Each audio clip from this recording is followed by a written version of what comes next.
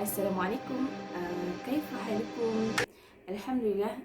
ندرس عن في قسم المناقحات في الدرس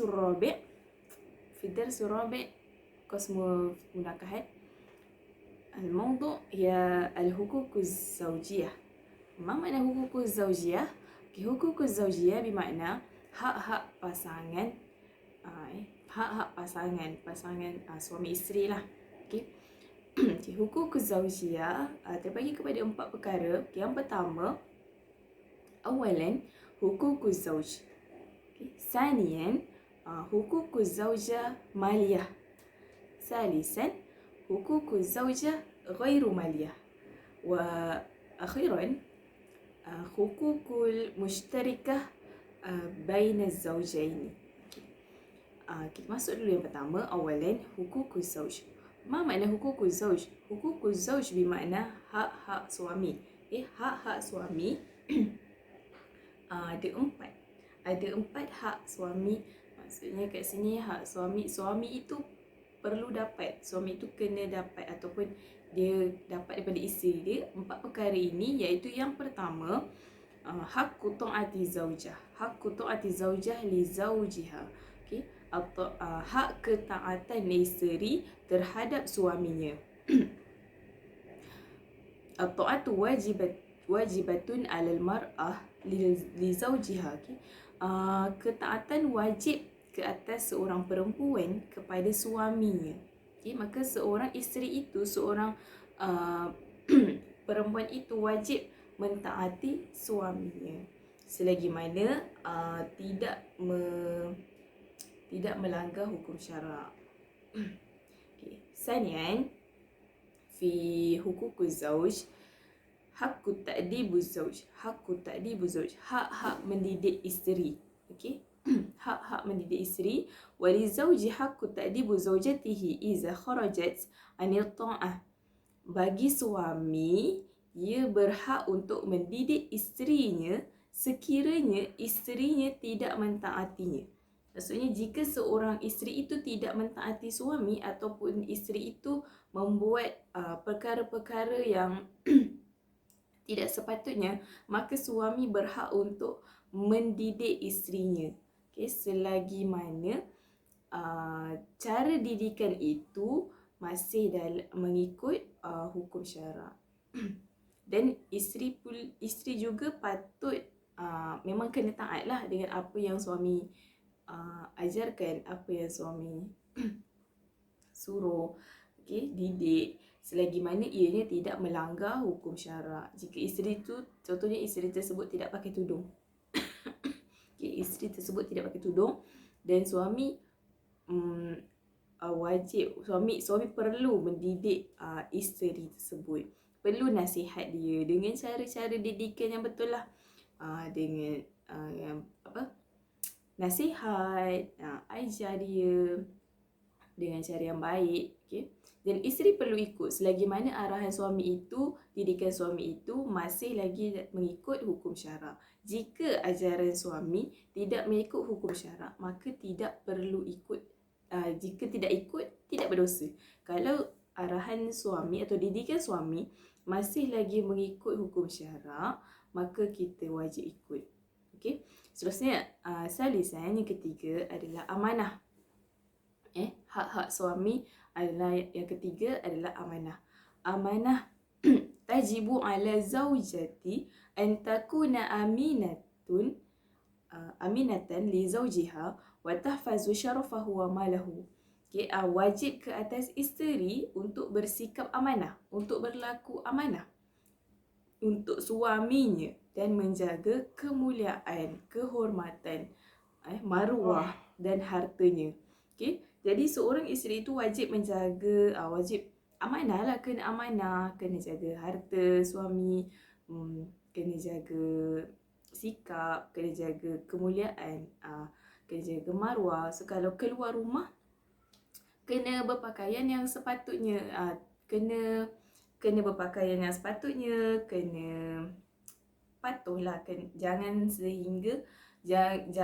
buat sampai maruah suami pun tergadai. Contoh macam pergi membawang contoh kan dengan jiran-jiran. Okay, lepas tu orang dapat tahu pula yang disebarkan itu adalah berita palsu ataupun khabar yang tak betul lah, tak sahih. Okay, lepas tu mereka cakap, okay, isteri si Ali tu bawa cerita ni kan. Siapa yang dapat nama? Suami yang dapat nama buruk, bukan nama baik. Okay, itu contohlah. Okay, seterusnya yang terakhir, yang keempat, hak-hak suami ini adalah al-mu'asyarah bil ma'ruf. Apa makna mu'asyarah bil ma'ruf? Mu'asyarah bil ma'ruf bermakna pergaulan yang baik. Okay, yumna'u lil zawjah iza uzawjuha qawlan aw fi'lan. Okay, pergaulan yang baik. Okay, jadi isteri dilarang untuk menyakiti suami daripada segi percakapan ataupun perbuatan. Okay, so dia kena cakap yang baik dan kena lakukan yang baik-baik. Okay, bukan tak boleh nak pukul tu. Setakat pukul manja, cubit-cubit manja tu boleh je, tak ada masalah. Jangan sehingga memang niat untuk menyakiti. Sebab macam sekarang pun banyak je kes-kes yang isteri pukul suami, isteri belasah suami, isteri apa lagi, kurung suami lah, macam-macam lah. Okay, macam-macam je. Zaman sekarang sangat tidak dijangka. Apa yang berlaku sangat di luar kawalan, sangat di luar pemikiran kita. Okay, moga kita jauhkanlah daripada semua tu. Sama juga macam percakapan, peli-peli dan macam-macam lah. Sepatutnya isteri itu perlu bercakap yang baik-baik, buat yang baik-baik. Okay, seterusnya kita masuk hukukuz zawjiyah yang kedua. Sanian ya hukukuz zawjiyah hukukuz zawjah maliyah. Okay, hak-hak isteri berkaitan dengan harta. Okay, hak isteri ni terbagi kepada dua. Hukukuz zawjiyah ni terbagi kepada dua. Yang pertama maliyah dan yang kedua ghairu maliyah. Maliyah iaitu berkaitan dengan harta dan ghairu maliyah tidak berkaitan dengan harta. Okay, hukukuz zawjah maliyah terbahagi kepada dua. Ada dua isi dalamnya. Okay, hak-hak isteri berkaitan dengan harta. Yang pertama adalah mahar. Yang kedua adalah nafkah. Okay, kita masuk dulu mahar. Semua orang dah tahulah bila sebut mahar mestilah masa waktu kahwin kan, waktu pernikahan tersebut. Okay, huwa haqqun maliyun aw wajabahul Islam lil mar'ah indal aqd. Okay, mahar ataupun mas kahwin iaitu hak harta yang diwajibkan oleh Islam untuk perempuan ketika akad nikah. Maksudnya ketika akad nikah itu wajib adanya mahar, wajib adanya mas kahwin. Tidak boleh tak ada, mesti kena ada. Sebab tu disebutkan kalau dalam akad tu, lafaz akad, aku terima nikah si Fulana binti si Fulan dengan mas kahwinnya RM50 tunai. Itu contohnya lah. Okay. Itu contoh disebut mas kahwinnya. Kalau mas kahwinnya seutas gelang tangan, seutas gelang tangan lah. Okay, kalau mas kahwinnya 1 gram apa? 1 dinar lah sebut mas kahwinnya apa. Okay, tak kisah. Tapi mas kahwin ni setiap negeri beza-beza, setiap tempat, bukan tempat lah, setiap negeri beza-beza. Kalau macam Johor minimumnya RM22.5. Okay, tapi lain negeri lain. Okay. Itu paling minimum. Tapi kalau nak bagi banyak 100 ke 1000 ke RM9,999.99 ke, tak ada masalah. Okey. Seterusnya, hak isteri berkenaan dengan harta yang kedua adalah nafkah. Nafkah lah. Okey, semua dah tahu bila sebut pasal nafkah. Tapi biasanya kalau sebut nafkah apa dia nafkah? Nafkah zahir dan batin, itu je. Okay, tapi kita tengok detail-detail dia. Nafkah fayadkhulu fiha at-ta'amu wa syarabu wal kiswah wal maskan. Okay, jadi nafkah ini termasuk di dalamnya. Maksudnya apa yang terdapat dalam nafkah. Apa dia nafkah ni? Ciri-cirinya ataupun di antaranya adalah makanan, minuman, pakaian dan tempat tinggal. Maksudnya suami perlu menyediakan makanan, pakaian, minuman, tempat tinggal. Okey. Jadi jangan sampai isteri tu kebuluran tapi biasanya yang sediakan makanan isteri, yang maksudnya cari duit untuk beli makanan tu suami, tapi isteri masakkan. Tu saling membantulah. Okey. Lepas tu pakaian dan juga tempat tinggal. Pastikan isteri selesa. Tak selesa pun, maksudnya tak mewah pun, cukuplah semampunya, asalkan kalau panas, kalau hujan tu tak basah, kalau so selesa lah, maksudnya alhamdulillah. Faham tak? Benda bukannya nak mewah-mewah, tapi cukup semampu seorang suami itu. Okey, seterusnya kita masuk yang ketiga, iaitu hukukuz zaujiyah. Okey, hukukuz zaujiyah kalau tadi maliyah, yang ni ghairu maliyah. Okey, ghairu maliyah yang tidak berkaitan dengan harta. Kalau tadi kita dah sebut pasal harta, tapi cuma 2 je ya, jangan minta lebih-lebih. Okey, mahar dengan nafkah. Nak minta tu boleh, tapi ikut pada suami lah, ikut pada kemampuan suami. Cuma yang wajibnya mahar dengan nafkah. Jangan pula ikut, contohlah isteri, okey aku nak emas, aku teringat nak emas, nak gelang kan. Okey, lepas tu minta dia, kau wajib bagi aku belikan aku gelang. Cakap tidak pun sebenarnya. Sebab yang wajib hanya mahar, okey, dan juga nafkah. Itu je. Okey. Okey, seterusnya ikut pada ni lah, pada suami isteri. Pada suami kalau nak bagi, tak ada masalah. Nak bagi lebih boleh, tak ada masalah Okey. So nanti kita masuk tadi hukukuz zaujiyah, hukukuz zaujah ghairu maliyah yang tidak berkaitan dengan harta. Ada ada 3. Yang pertama, al-muamalah tayyibah. Al-muamalatu tayyibah bermakna hubungan yang baik. Okay, la yajuzu lizauji an yuhammilaha aksara min taqatiha. Okay, hubungan yang baik iaitu tidak harus bagi suami berbelanja lebih dari kemampuan. Ni tadi pun saya dah ulas sedikit kan.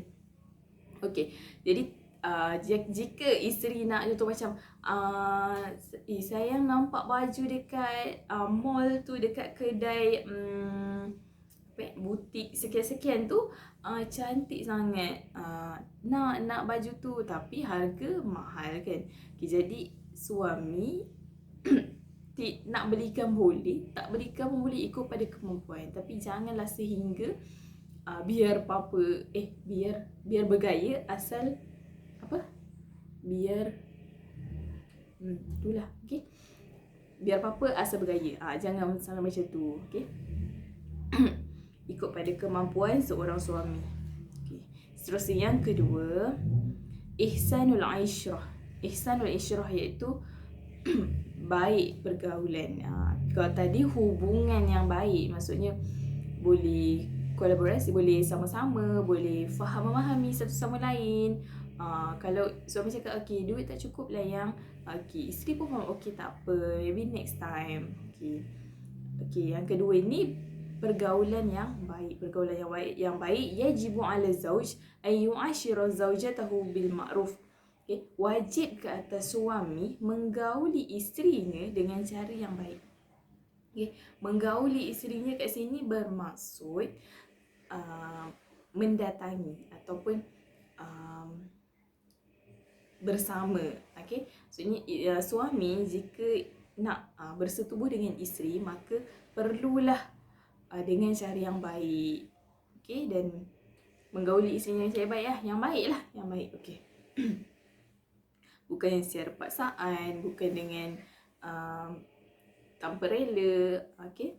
Seterusnya yang ketiga, hak-hak suami, hak-hak isteri tidak berkenaan dengan harta adalah, yang ketiga adalah al-adlu. Al-adlu ni adalah keadilan. Tapi keadilan ni yajibu ala zauj an ya'dila baina zaujatihi fil muamalati wal qasmi in kana lahu aksaru min zaujah. Okay.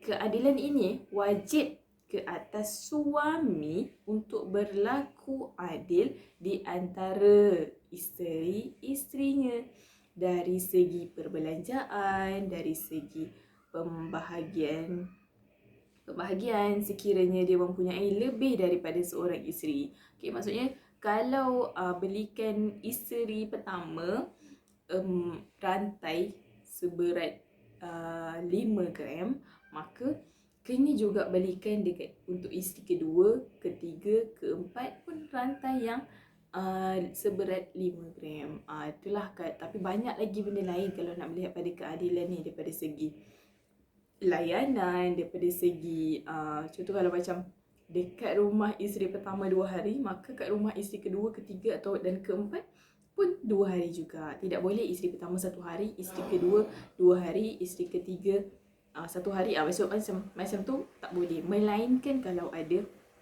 emergency, okay? Dan benda tu kena tengok balik kepada yang pertama tadi lah, iaitu muamalatun thayyibah, hubungan yang baik, okay? Kefahaman, okay? Kerjasama dan macam-macam. Okay, selesai dah 3 hukukuz zaujiyah, okay, hak-hak pasangan. Dan yang terakhir, wa akhiran al-hukukul mushtarikah bainaz zawjaini, okay, hak-hak bersama pasangan suami isteri. Maksudnya ini adalah hak ke atas kedua-duanya. Hak maksudnya suami dan isteri kedua-duanya dapat, kedua-duanya ada hak ke atas perkara tersebut. Iaitu yang pertama hakul istimta'.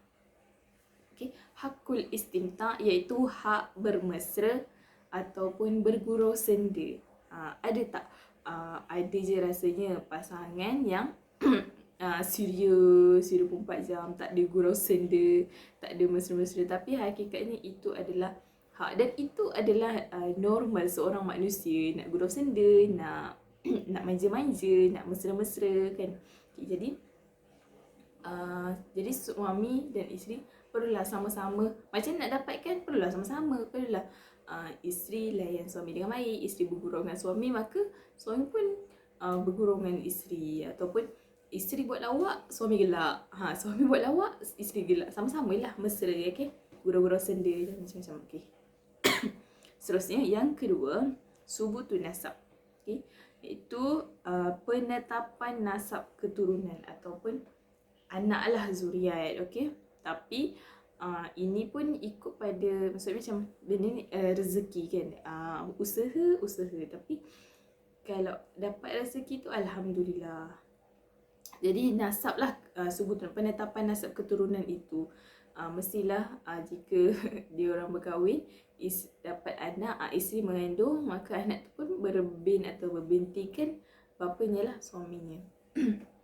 Jadi nasab keturunannya pun terjaga, nasab keturunan yang baik, insyaAllah. Okay. Dan yang ketiga adalah at-tawarus. Okay, at-tawarus mana at-tawarus? Tawarus bermakna perwarisan. Okay, perwarisan. Saya semua dah belajar, dekat Darjah Khas pun ada faraid. Okay, dalam perwarisan itu, dalam faraid itu telah ditetapkan, okay, Islam telah menetapkan, syarat telah menetapkan pembahagian. Contoh kalau macam suami mati ataupun bapa mati, maka isteri akan dapat sekian-sekian, anak akan dapat sekian-sekian, anak lelaki dapat sekian-sekian, anak perempuan dapat sekian-sekian. Okey. Begitu juga kalau isteri yang mati, maka suami akan dapat berapa, dapat bahagian dia, anak lelaki, anak perempuan semua dah ada ketetapan, semua dah ada ketetapan. Okey. Jadi dapatlah hak perwarisan itu. Okey. Seterusnya, yang keempat, hurmatul musaharah, iaitu penghormatan kepada persemendaan. Okay, maksudnya hormat. Okay, hormat, penghormatan kepada persemendaan, hormat ke atas keluarga. Okay, berkenaan dengan hak-hak bersama pasangan. Okay, hak-hak bersama pasangan. Okay, hak-hak bersama pasangan tadi, yang pertama adalah hakul istimta', iaitu hak bermesra. Okay. Okey, disebutkan dalam surah Al-Baqarah yang bermaksud isteri-isteri kamu adalah sebagai kebun tanaman kamu. Dan oleh itu datangilah kebun tanaman kamu menurut cara yang kamu sukai, dan sediakanlah amal-amal yang baik untuk diri kamu dan bertakwalah kepada Allah, serta ketahuilah sesungguhnya kamu akan menemuinya pada hari akhirat kelak, dan berilah kabar gembira wahai Muhammad kepada orang-orang yang beriman. Okey. Dan yang kedua adalah penetapan nasab keturunan, subutun nasab. Maksud dekat sini macam tadi saya katalah, bagi perkahwinan yang sah, nasab anak-anak disandarkan kepada bapa mereka. Kalau macam anak yang tak sah taraf ataupun luar nikah ke, diorang kalau kat dalam sijil kelahiran tu dia tak ada nama bapa ataupun berbin atau berbintikan Abdullah, tapi dekat bahagian yang kan ada bahagian bapa, bahagian ibu tu kan, bahagian bapa tu dia kosong tau, tak ada apa-apa detail. Okey. Okey. Jadi kat situ macam nasabnya kan tak terjaga, sebab itulah berkahwin lah, bukan digalakkan, memang kena berkahwin untuk menjaga. Salah satu hikmah perkahwinan adalah untuk menjaga keturunan. Okey. Seterusnya, yang ketiga tadi adalah hak perwarisan, iaitu tawaris. Hak perwarisan ini, suami akan dapat mewarisi isterinya, bagaimana isteri dapat mewarisi harta suaminya, kecuali apabila ada halangan yang menghalang daripada mewarisinya, seperti membunuh. Okey. Contoh macam jika suami bunuh isteri, okey, maka hak isteri tadi tidak akan dapat, suami tidak akan dapat harta isteri. Okey, macam kes yang dia masukkan isterinya dekat dalam tong, lepas tu dia tanam tu kan. Okey, jadi mungkin dia tidak akan dapat, dia akan terhalang untuk dia dapat harta isterinya. Okey. Tapi kalau macam kat luar negara, banyak je kes-kes yang bunuh ni, sebabnya diorang ada insurans. Kat Malaysia pun ada juga insurans. Tapi kes-kes macam ni tak pasti dekat Malaysia ada ke tak, tapi yang saya baca banyaklah yang dengan dekat luar negara. Okay. Dia bunuh isterinya atau dia bunuh suaminya hanya untuk mendapatkan wang duit insurans. Insurans kan besar dia punya pulangan kan. Okay. Jadi dia bunuh sebab dia nak dapatkan duit insurans yang banyak tu, yang beribu-ribu, yang banyak lah, berpuluh ribu, banyak sangat. Okay. Hanya kerana itu, mata duitan lah. Jadi kalau macam tu, kalau kes macam tu, itu tak ada orang tahu yang isterinya bunuh suaminya hanya kerana semata-mata nakkan duit insurans tu. Tak ada orang tahu. Jadi itu adalah antara dia dengan Allah je lah. Sebab tak ada siapa pun yang tahu. Tapi sepandang-pandang Tuhan melompat, akhirnya jatuh ke tanah juga kan. Jadi kalau dah Allah kata nak tunjukkan siapa yang buat, maka akan tertunjuk jugalah. Dan yang terakhir adalah hurmatal musaharah, iaitu persemandaan tadi, iaitu haram berkahwin kerana persemandaan. Maksud kat sini adalah tidak boleh suami mengahwini ibu isterinya ataupun ibu bertua dan anak kepada isterinya yang telah disetubuhinya, iaitu anak-anak tirinya. Ataupun begitu juga dengan isteri, tidak boleh mengahwini bapa suaminya ataupun bapa mertuanya dan anak suaminya lah. Okey, ni nanti dia sama macam kes keluarga 69 cerita P. Ramlee. Okey, agak-agak pening, bolehlah tengok cerita tu, tapi pun pening juga, kena faham betul-betul. Okey. Okey, itu je lah. Jadi apa yang kita dapat daripada hak-hak daripada pelajaran hari ini, iaitu hak-hak pasangan, hak-hak suami isteri, adalah kita perlu menjaga kita punya atau memelihara hak-hak perkahwinan. Maksudnya daripada sinilah nanti bila tidak dijaga dengan baik, daripada sinilah akan timbulnya masalah dan boleh berlakunya perceraian. Penceraian sangat banyak. Cerai pun, kes-kes yang menyebabkan berlakunya perceraian pun ada banyak. Benda-benda simple je pun kadang boleh berlakunya perceraian. Okay, jadi itu je daripada saya pada hari ini. Okay, jadi jika ada salah silap harap dimaafkan, dan jika ada yang tak faham boleh terus hubungi saya. Okay, boleh PM. Okay, itu saja. Assalamualaikum